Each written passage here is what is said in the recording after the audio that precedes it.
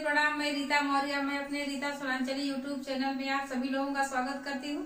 दोस्तों, मैं आज आप लोगों को एक बहुत प्यारा झूमर गीत सुनाने जा रही हूँ।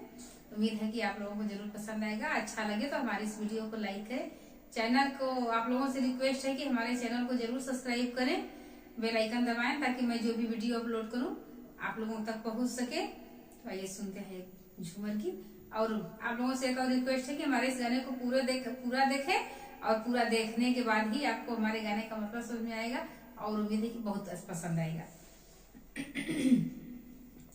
भोरही से तोहरा से कोरिलाया रजियाली आई देता ना, भोरही से तोहरा से कोरिलाया रजियाली आई देता ना, राजा हमरा के सड़ियाली आई देता ना, राजा हमरा के सड़ियाली आई देता ना।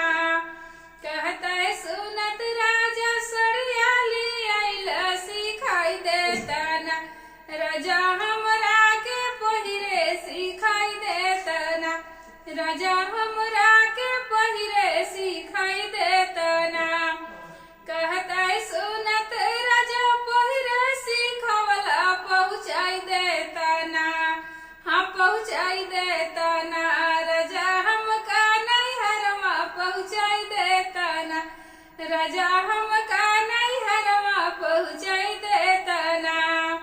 अरे कहता सुनत हमका नैहर पहुँचवला बोलाई लेता ना, राजा हमरा के जल्दी बोलाई लेता ना, राजा हमरा के जल्दी बोलाई लेता ना।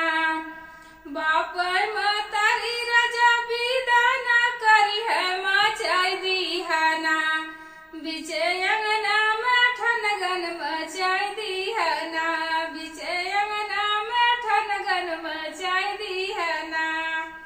राजा हमका नैहर से बोलैली है ना, ठनगन मचवला से विदा ना करी है चुआई दीहाना, हाँ चुआई दीहाना, राजा तनिका से असुआ चुआई दीहाना, राजा तनिका से असुआ चुआई दीहाना। जाऊ मोर